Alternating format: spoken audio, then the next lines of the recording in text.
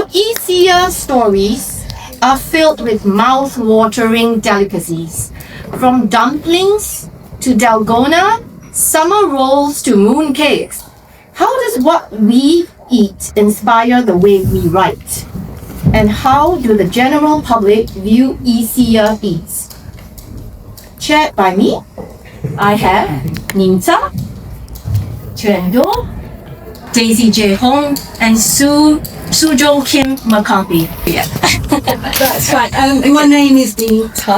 I have a Vietnamese name, but I'm of Chinese heritage. This will all come out in our conversation a little later. This is because I am a little refugee from Vietnam after the Vietnam War, but my family is of Chinese heritage. I am an art director or one of the art directors at Walker Books. I have the great privilege of working with Eva on her picture books, and I've been in this business for 20 plus years. I would just take this opportunity, I know we're short on time, but just to say how grateful I am that Storyfest exists. I say thank you to the organising team and everything for creating all this work. I've been in the industry long enough to know that it takes great effort to pull these things together. We shouldn't take them for granted. So thank you very much. Thank you. Hello, my name is Tuyền. I am an actor, originally an actor who writes. And now I call myself an actor-writer after years of struggling with juggling the two. What am I doing? Yes, and so I originally wrote a play, kind of based on, I suppose, lived experience, which was staged in 2019, and during lockdown, someone called me up and had read the play and asked whether I would adapt it as a novel, and I said yes, reluctantly, but also not reluctantly. That sort of weird in between, and 4 years later, the novel here is standing in front of you, and that's why I'm here. Thank you.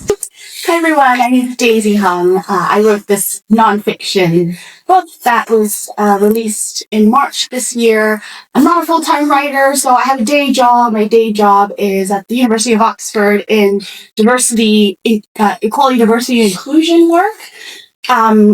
But I guess I have a long journey to this book. I was born in Canada, raised in the US, identified as Asian American, moved to the UK about 13 years ago now, and it was so different. And for me, moving from San Francisco to here, where there was such a big, vibrant Asian American, Chinese American community there, I was searching for that here. And this essentially is the outcome of the search in terms of trying to understand how British Chinese history has developed, how that relates to me and my identity, and how my identity has shifted.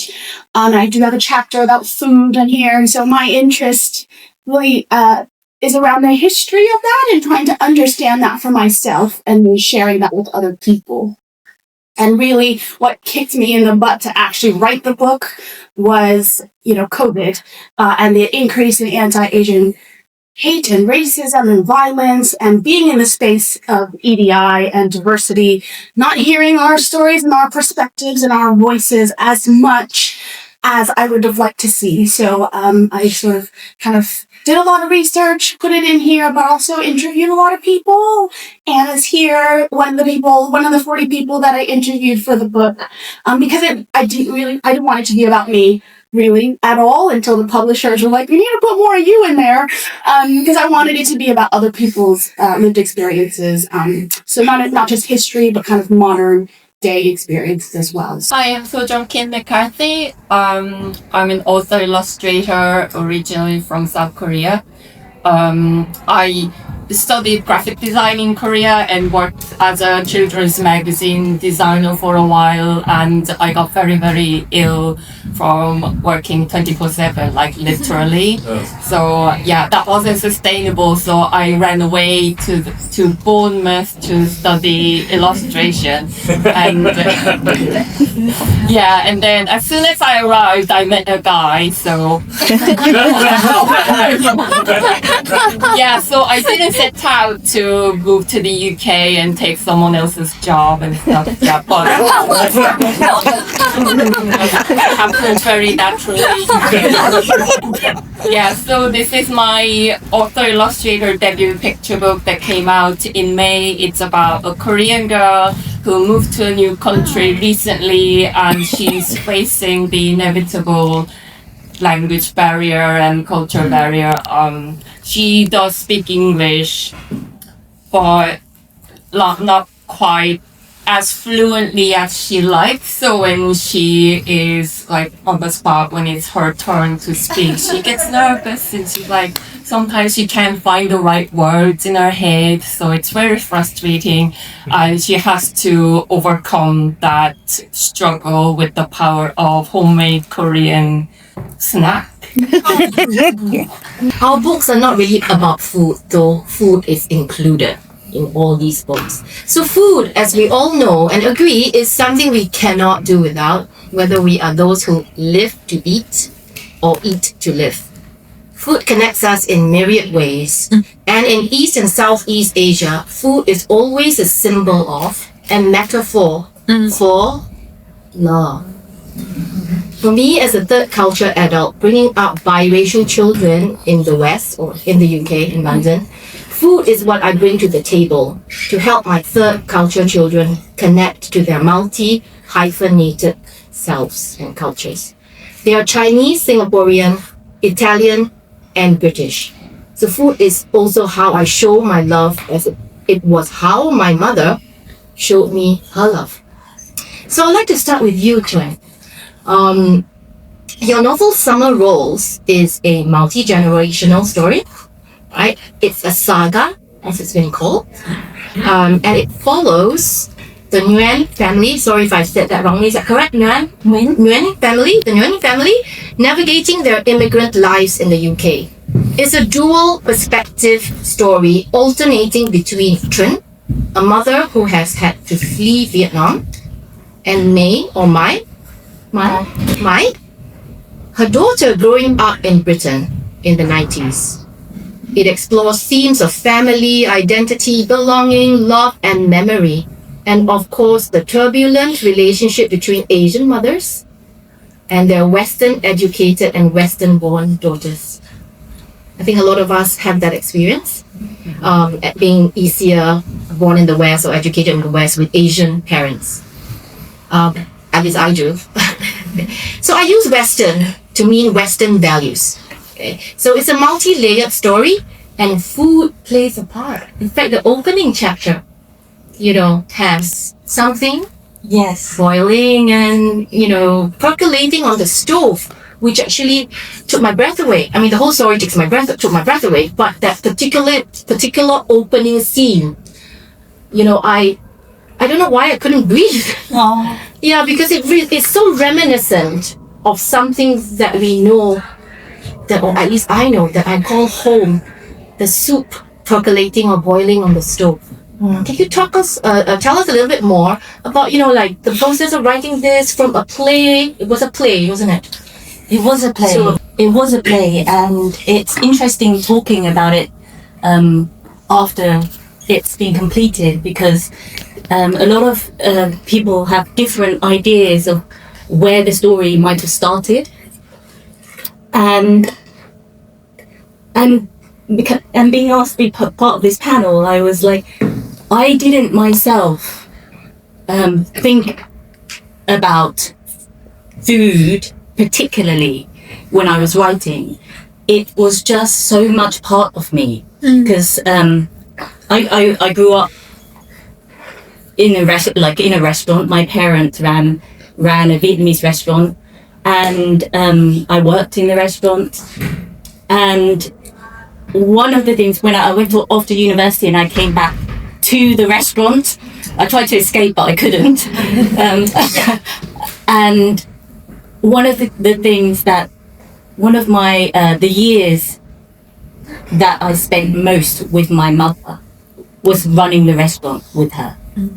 And we spent hours together working out different recipes, kind of like I'd go around with her and she'd like taste everything and she'd go, oh, there's too much sugar, too much lime, we need a bit more salt, it needs to be a bit more, it needs to taste stronger or less strong. And so really it was just part of my makeup.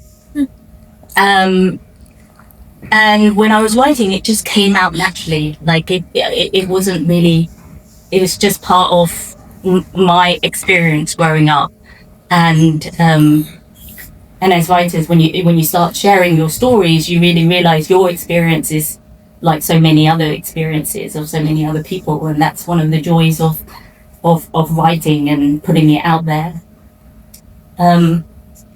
So it's talking about one of the scenes that inspired the book was actually wasn't food. It was I had gone to a meditation retreat, and the person running the meditation retreat was a Vietnam War veteran, American Vietnam War veteran, a monk who had become a monk.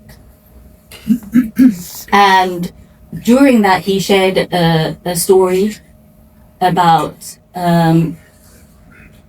soldiers who had come back home, prisoners of war who would have nightmares and would walk in this like square, because that was the square, that was all the space they had for years as prisoners of war. And it really struck me because my father was one. So I took that and I thought, oh, that's interesting. But I've never spoken to him about it.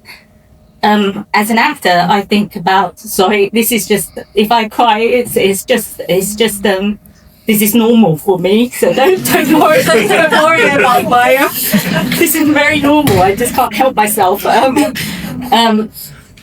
So as an actor, I took that and I thought, oh, how do I create a scene with this? And I thought about a daughter coming and like being faced with this, being faced with her father doing this. But then how do I set out the scene? and I set out the scene with her coming home after sneaking out and looking for a snack, looking for the leftover char-grilled pork that her mother had made. And that sort of runs through the whole book. There is so many moments in the book where there is food there, because that is the background of my life. Really, yeah. It's just need to take a moment to reflect, because when I started reading your book, I didn't catch the play, unfortunately, but I read the book, and I felt really touched by it. I felt really that like you've explored that relationship between Asian parents and Asian parenting, and the kind of Western values that ESEA children, a lot of us born outside or in a Western kind of environment. I thought you brought that out really, really well. And that, it's the same struggle I had with my mom, I would say, when I was growing up. I grew up in Singapore, just for the context. Singapore is Asia 101, I guess. It's Western in many ways, being a British colony. And I would, try to sneak out at night, for an Asian daughter to sneak out at night. I mean, for my generation, it's like a no-no. And I thought it was what I was meant to do as a teenager. because you read these books, that come from America, all these settings, and you say, that's what teenagers do. They sneak out, have fun, that kind of thing. And it never occurred to me to ask my mom. And my mom said, you don't have to sneak out. You just say, I'm going out. It's that easy, right? Okay. So I would like to go to you next, Josie. Just let me find my notes. So this is your debut, non-fiction, right? And you said you worked in DI, diversity, inclusion, equality, inclusion. So your non-fiction, I Am Not a Tourist, explores what it means to be Chinese in Britain. Yes, and dealing with the themes of belonging or not belonging, I guess, of what it means to be perceived as an outsider and of being othered. These themes resonated with me as a Singapore-born Briton, as a foodie and former food blogger who has explored memories of home and belonging through food. Because there is a chapter or a particular section in your book that deals with ESEA food and its histories. And you've interviewed quite a few people, and you've dwelled into the history of Chinese takeaways and Chinese food in Britain, right, or in the UK. Right. And there are often negative perceptions of Chinese food, yes, or even ESEA foods. I mean, I've heard people saying, it's pungent, it's too spicy, it's too sour, doesn't look right, or whatever the adjectives are. ESEA Eats or ESEA Food, there is actually a hashtag started by Anna Sulan Messing called hashtag ESEA Eats. Right? Is that right? Maybe Anna, Jenna. Anna, by you maybe. Sorry, Anna. Right. I'm Georgie Ma. Oh, sorry, Georgie. Yes. There is a hashtag out there, ESEA Eats, and it started because of all this kind of criticisms and, negativities around Chinese food and Chinese takeaways, not too recently ago. I would like you to tell us about what, a little bit more about what made you write this? How did it become a sort of a pseudo memoir, though you didn't want to make it about yourself, right? And why was that important for the editor to actually say that to you? I think for me, this book is a challenge, and I think the title itself, saying I'm not a tourist, is about, directly confronting stereotypes, limited perception of Chinese people in Britain. And whether it's, that we're forever foreigners, no matter, what sort of nationality or documentation or citizenship you have, people assume that you're not from here. Or, yellow peril ideas, mono-minority ideas, just these very limiting ideas of what British Chinese people should be like or not, or East and Southeast Asian people. And so this was my attempt to to challenge those limited ideas. And I was getting really sick of people just saying the Chinese students, working in higher education, it was this monolith of, the Chinese students do this or the Chinese students do that. It was so annoying and frustrating and irritating for me.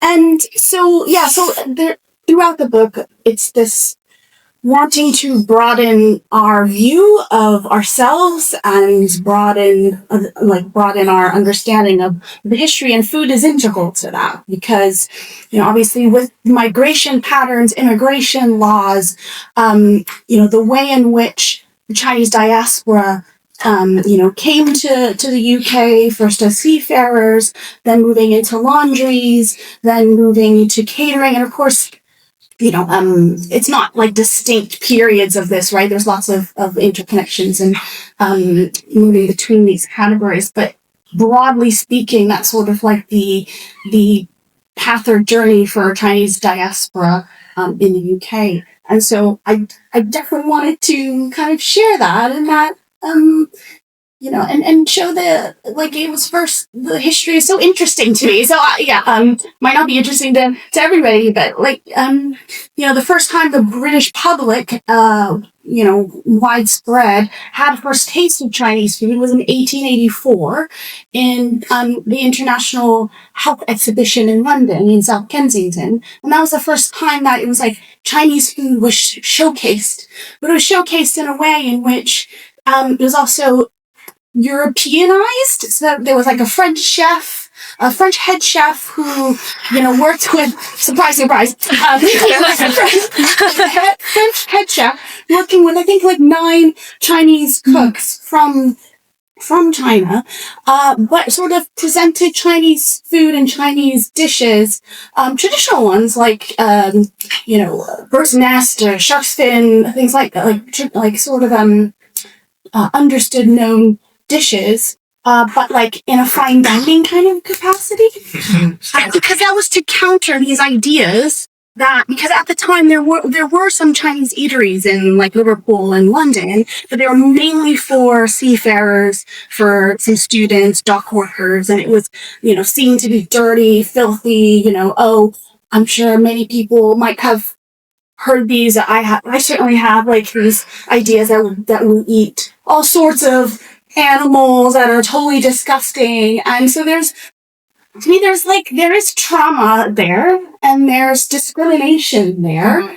And so food is, like you were saying, about love and community and bringing people together. But there's the flip side of that, where actually it can be a dehumanizing force as well. And that, the way in which Chinese food is perceived, does tie into kind of racist notions and depends on the context of the time. So, I think we're certainly in a better place now. There's more variety of Chinese food and Southeast Asian cuisine. But, we've seen with COVID, we've seen with attacks on Chinese takeaways. There's most recently just one in New York, where a Chinese takeaway was, graffitied and told to like go home. And, so it's, and I think for my book, sorry, I'm going on. But I think like it's not just the food, it's the people behind the food too. And so the people, it's labor, right? So it's a story of survival. Like it wasn't a story of like professional cooks from China coming to find opportunity here in the UK. It was about, look, there were limitations in terms of discrimination in the workforce. There were issues around immigration laws on who could come in and who couldn't. And it was it was cooking food as survival and cooking food to make a living. And, that trauma, whether it was, through displacement or through, experiences being attacked in the takeaway, like that's there. And I think, obviously, I wanted to surface that and not make it just about trauma and discrimination and, talk about the history of resistance too. That is not often shared or in the mainstream. So I think I try to balance the racism and the violence and hate with actually community engagement and building and, the positive, the not potent positivity type approach. I had invited Daisy to the panel on this glorious food panel, whatever way you want to say it, because that chapter really, that segment in your book, I guess it caught my attention. The other things, it's very multi-layered, this book, and Daisy has actually covered quite a lot of ground. I think because I write about food myself, as you can see. These 2 books here, one's about dumplings, the other one's about, a retelling of the Zhang and Hu Yi story, all revolves around mooncakes. And I guess coming from Singapore, where food is quite major, it features hugely in our culture, in the Singaporean context. During mooncake festivals, the Mooncake Festival, which is coming up in October, mid-autumn, we call it Mooncake Festival. Actually, it is the Mid-Autumn Festival. But because mooncake is such a big thing in this festival, Singaporean hotels, food and beverage companies have made it a really big thing, and we have what we call the Mooncake Festival. So if you ever go to Singapore around this time of the year, and if you go to malls in Singapore, Singapore's full of malls, you will see rows and rows of vendors selling all sorts of mooncakes that you don't get to see here in this country. I mean, if you go to Chinatown, you see the commercialized boxes and the tin boxes. So I grew up in this kind of environment where everything that you celebrate is done with food. Like dumplings, for example, for the Lunar New Year or Chinese New Year, mooncakes, many others. So that I really could not write about food. And when I came to this country years ago in the 90s, there wasn't any, I couldn't find, and when my children were born, my oldest is now 27, born in 1998, there wasn't any book I could find about food. Picture books I'm talking about. And I wondered why. And it didn't occur to me. I mean, you just kind of buy the books for the kids, you read to them. And it only years and years later when I started to write my own picture books, I realized that, I really need to write about what I know and what I love best, food. So that's where just to give everybody the context of why this channel is got food, glorious food, but we're not really talking about food.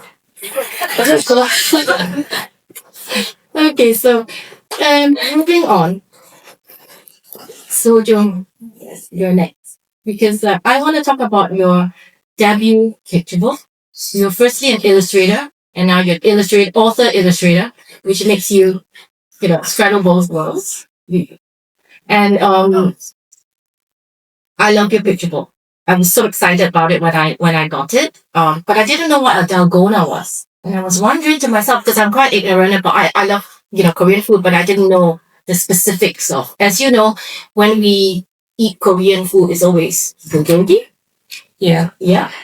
What else? There is chapte. Yeah. The chapte, right? Bibimbap. All things you find in Korean barbecue or eateries. But I didn't know what a Dalgona is. And I was so intrigued that it was a biscuit. And I only found out about it because I watched Squid Games. Okay. Right? So, Dalgona reminds me a little bit of the kind of biscuit that we get for Chinese New Year in Singapore. Maybe you can tell a little bit of the recipe and how to make it, which I'm sure you will. And I've not had one. Yes. I should have bought some. Yeah. And I wanted to kind of tell us about your process, because this book was acquired not in the UK, or not by UK publishers. It was acquired by Dal Books, is that right? Yeah, Dial Books for Young Readers. It's a Penguin imprint based in the US.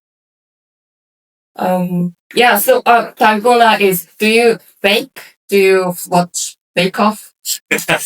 Yeah, it's basically honeycomb, so molten sugar, and a tiny bit of baking soda, and it puffs up. So that's honeycomb, what they call on Bake Off, I think. And then in Korea, like when I was growing up, we used to get like street vendors waiting for you right outside the school gate with this sugary stuff. So you make the honeycomb and flatten it and imprint a shape with the cookie cutter, pretty much. And so as you might have seen on Squid Game, you can play a game. You can try and cut out the shape without breaking it. And if you manage that, you get another one for free.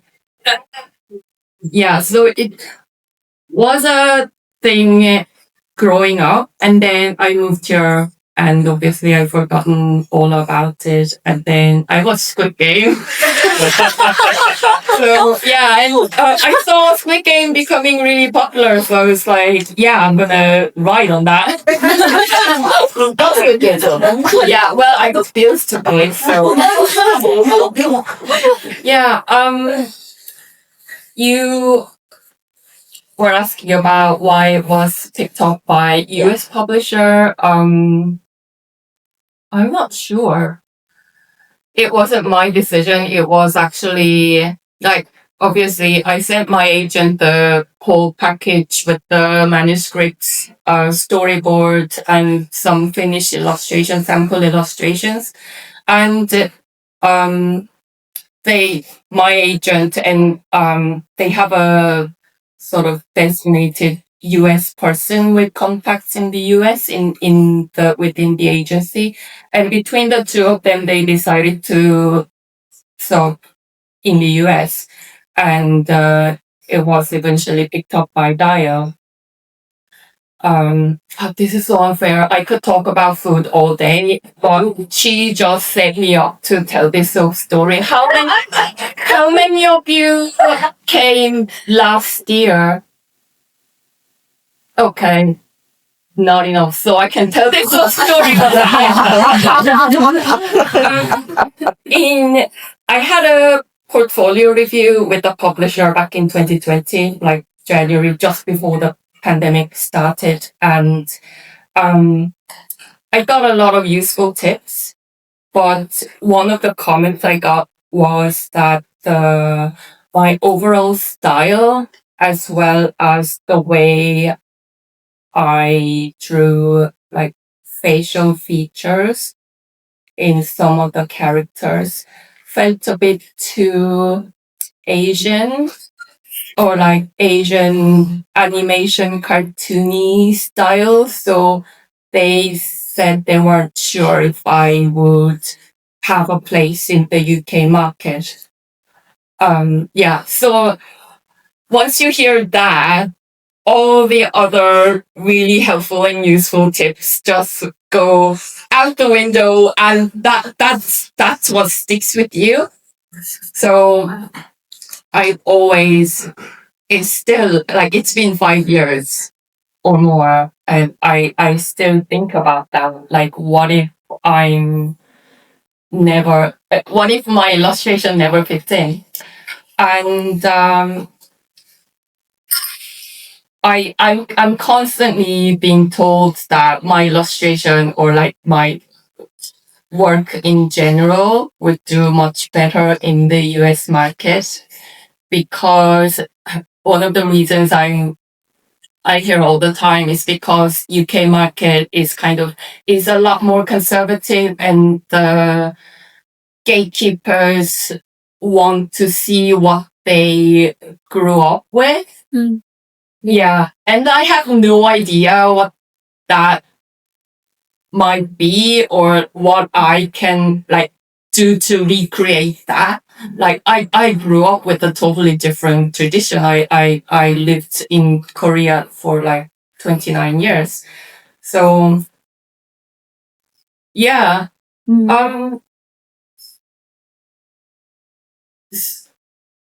So that's what happened. And so Dalgona being picked up by a US publisher, it just so happened, and it feels a bit like a confirmation of what I've been hearing. So I'm just after signing with, I'm switching agent. So I just signed with a person who's actually based in the US, because I'm like, everybody has been telling me it is crucial for your work to have some kind of like constant presence representation in the US. So I just decided to go with that. So if you invite me back next year, I will report back. Yeah. It's a bit frustrating in a way, because like, ideally, as an author illustrator based in the UK, I think all of us can write about UK specific experience, but often I'm told, oh, like, that kind of picture book with that theme, or like that type of food is already out in the US. So like, what's the point on publishing another book about kimchi or like whatever, mooncake. In the UK, it's already out there. But I don't know, it's like, I don't know, for example, in my current household, I don't have children, so it's just me and my husband. So in our house, our culture is Korean Irish. We don't have a lot of British in the household.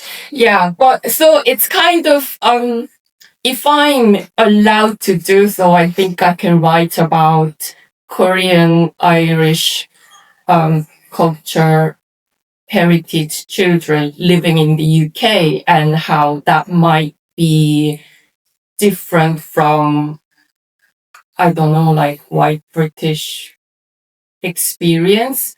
But it's just really difficult to break the barrier or like go past the gatekeepers, like being constantly told, yeah, oh, we've seen that before. Although I'm not sure if you've really seen that before. We want to write the stories that live inside us, that we are familiar with, and there are gatekeepers and barriers to this. Things are getting better. As the first panel, some of the people from the first panel have said, right? So I want to go to Nghiem next. Nita, as we heard earlier, she is one of the art directors at Walker Books. So she worked on these two books, which were written by me, illustrated by two different ESEA illustrators, one of whom is actually at the merch table, Natal Quack, and the other is Jason Chuang. I don't know if Jason's in here today.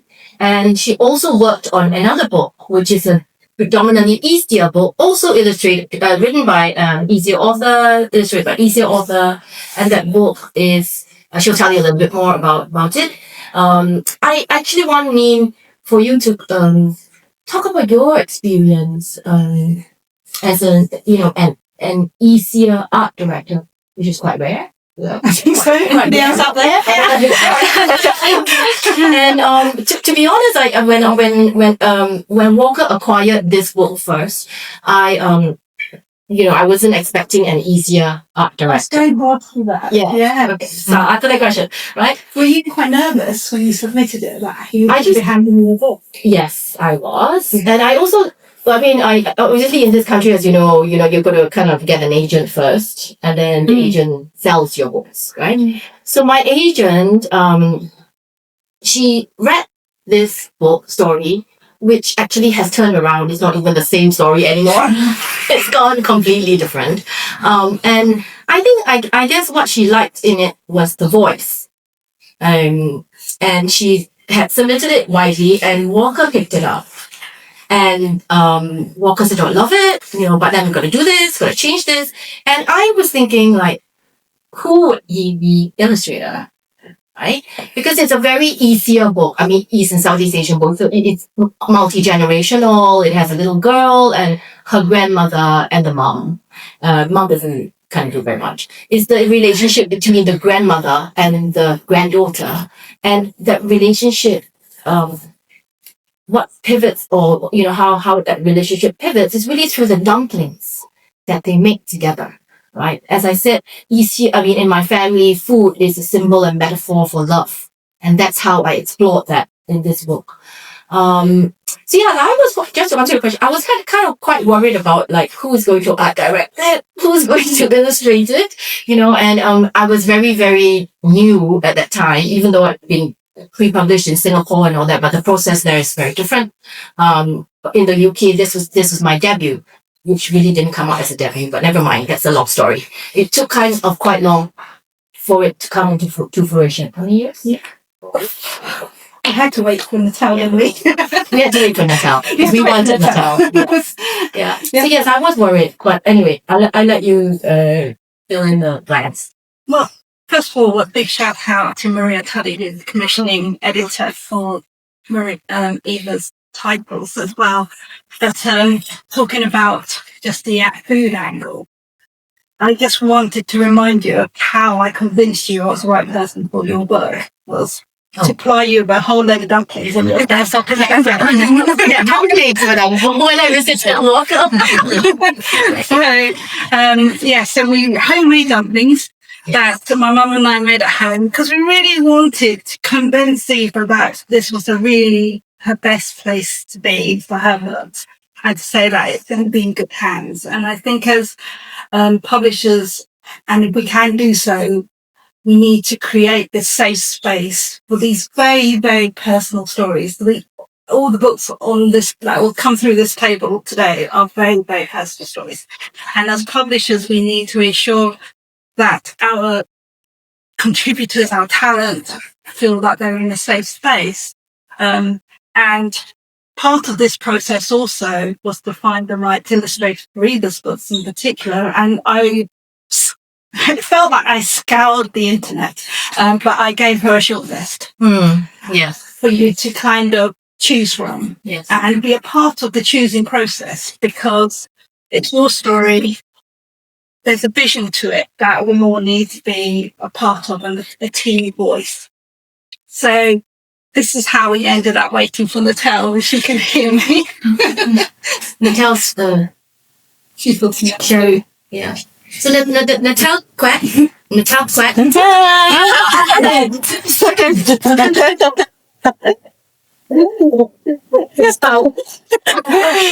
Yeah. So part of the reason of trying to get first experience voices on the team as well, and selfishly for me, it makes my life so much easier if the person who is doing all the artwork and essentially the visual communication of the story can just populate the scenes with the correct narrative information, but also the scene setting and the world building.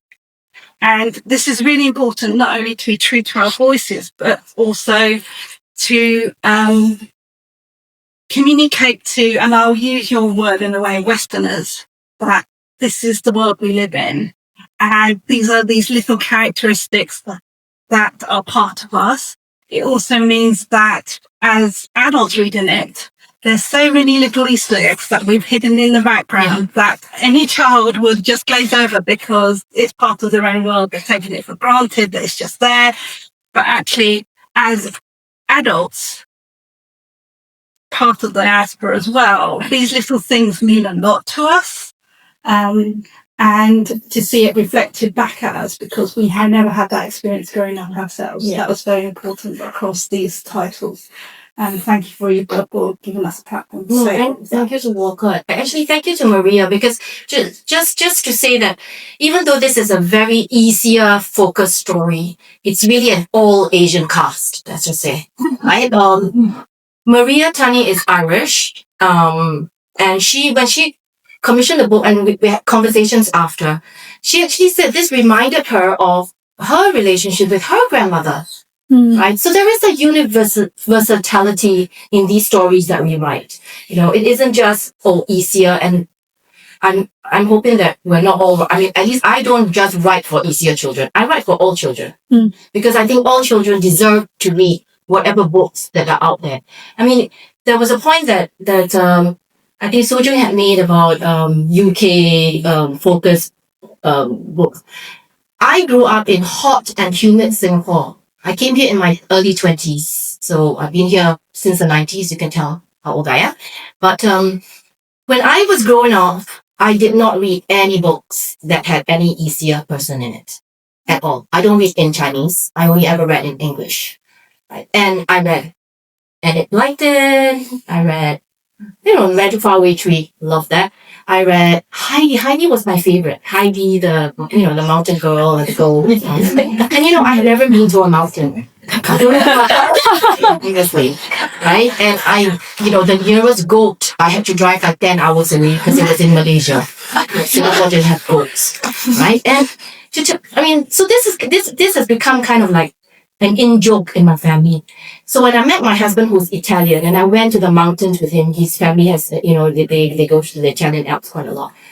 I had my Heidi moment. I literally went out of body as I was like walking my little girl. She's older now.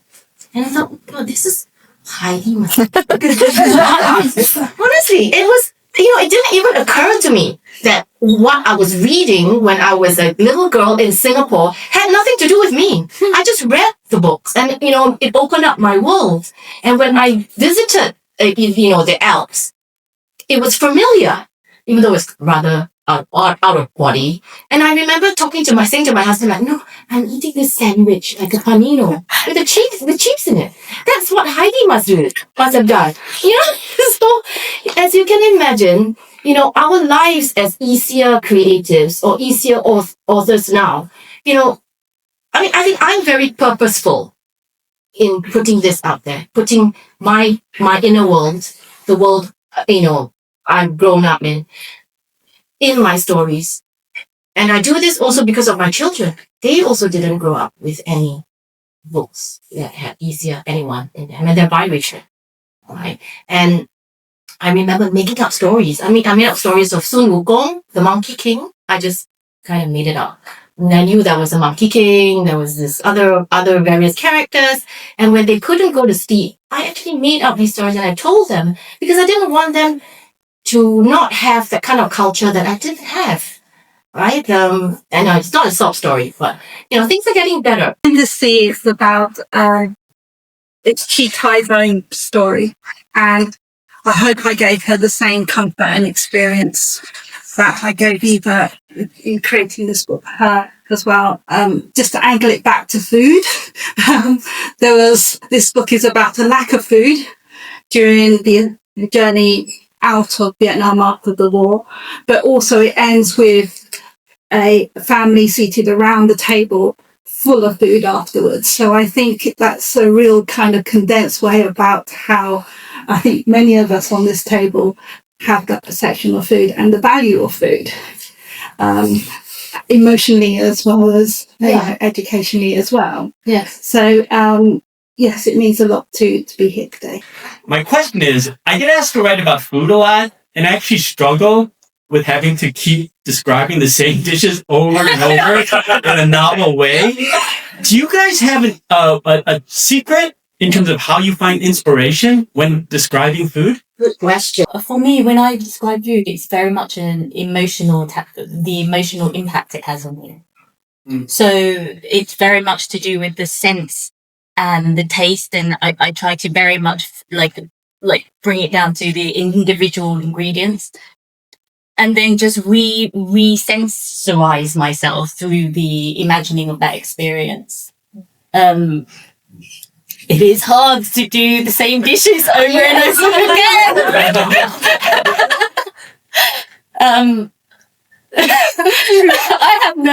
I don't actually, because I haven't been asked to do that.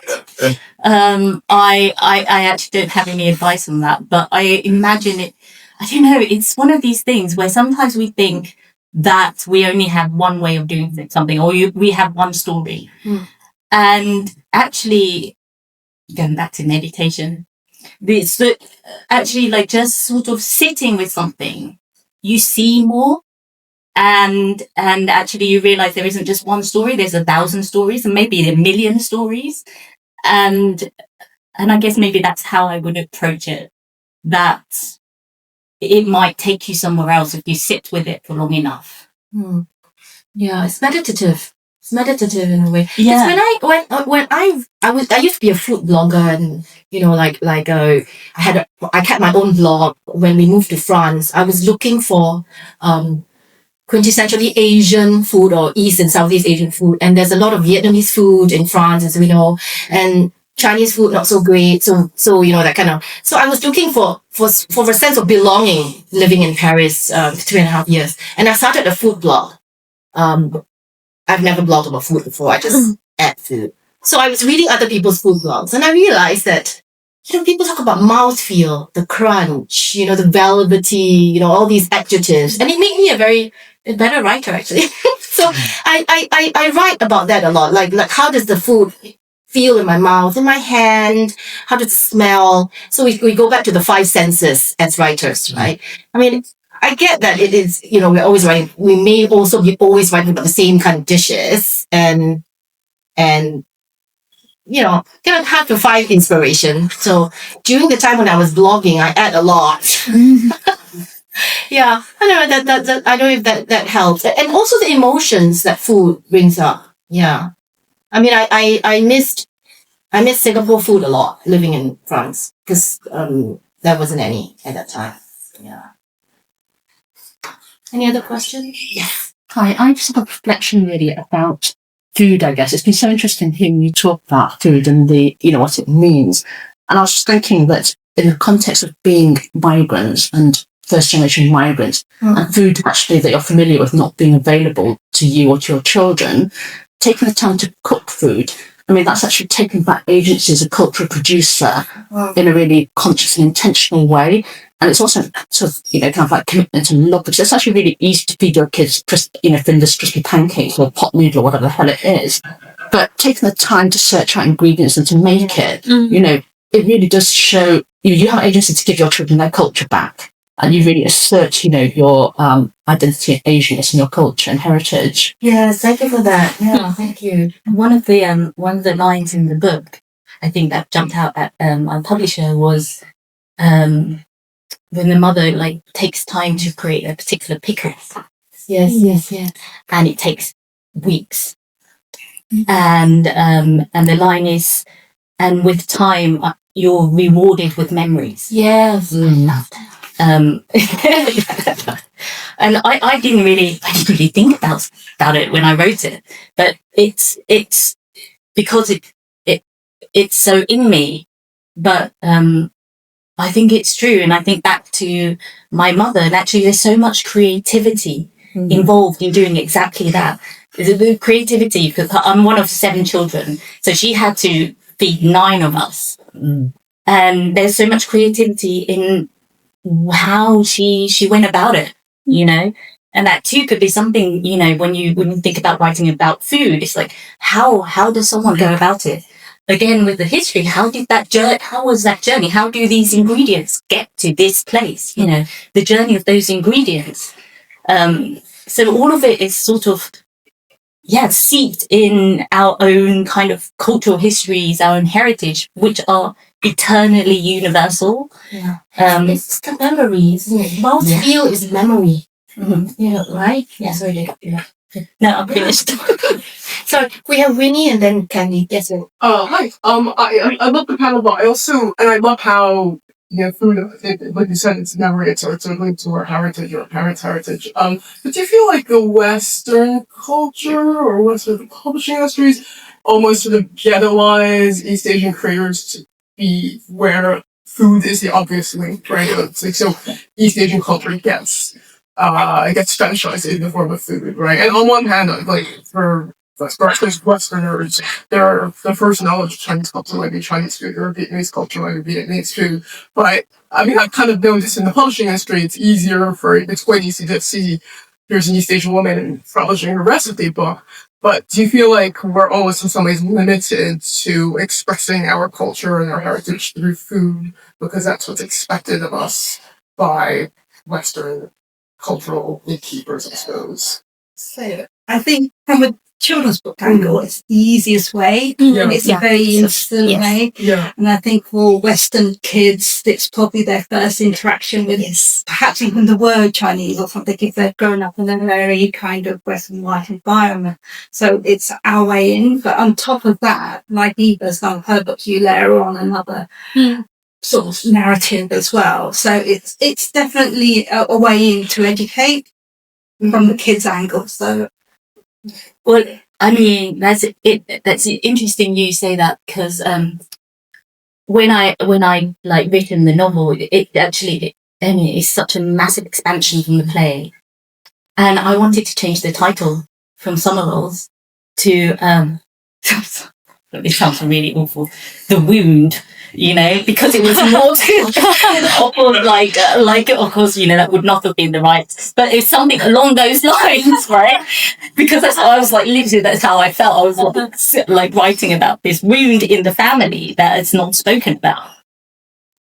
And they were like, no, Summer Rolls is going to be much more, enticing. Yeah. And I totally agree. I mean,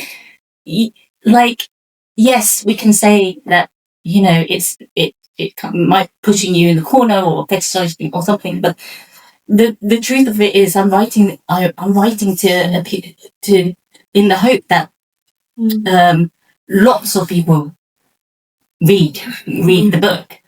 And if this is a way in, I think that's a great way, because as my mother says, everyone eats.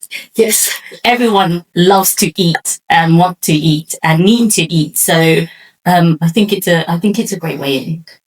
Thank you. And Daisy, just to add that like you were saying, like the entry is important, right? And it's how we go beyond that entry. Because I think, like you were saying, it is limiting. It can be limiting. We can be tokenized. We can be pigeonholed in that. We can also, as a community and as creatives, do that ourselves too, and then start self-pigeonholing or fetishizing our own food in that way, in terms of thinking about it only as joy and community and love, before I was saying it's not just that. So I think one of my personal bugbears is when people say like, oh, I'm not racist, I eat this type of food. Like that's okay, congratulations, you tried that. but that's a good first step. That's the first tiny step, right? Like you have to go deeper then. You have to go beyond that. And I think, they just wanted to just bring the complexity to that. Thank you very much. Can I just add one thing, Teresa? Food as an entry point. And shameless plug. I have a Chinese food and British culture talk this Tuesday. There's flyers out, and I also have a Chinese in London. I found that Chinese food as an entry point is and it's about Chinese food, but it's a kickoff to talk about Chinese history, and it's a great entryway, because when I've had it with people, the Q&A afterwards is everyone talking about their Chinese takeaway and their experience and their connection to it. So it is a really great pathway in for a lot of people, and it's a nice warm, comforting feeling for people who grew up with it or grew up around it as well. Thanks, Lisa. I've just finished a book working with Natal, and it's a Lunar New Year book. And at New Year's Eve, there's a big meal. And I found myself having a discussion with Natal about the chicken. Do we leave the head on? Or do we And this was a book that's going to be published in the UK and in the US. And we had this discussion, and we concluded that we'll leave the head on, be true to ourselves, and then we'll just hide it just behind the background. That's what we thought we did. She then obviously, she's not here, but she then obviously thought about it. So when she delivered the artwork, it was all chopped off. So I think what I'm saying is, if we can, we have those discussions, and we try and check it from every angle, and then it's what is most comfortable for the person on the ground at the time. But be reassured, for us, we have those discussions from every angle. Yeah.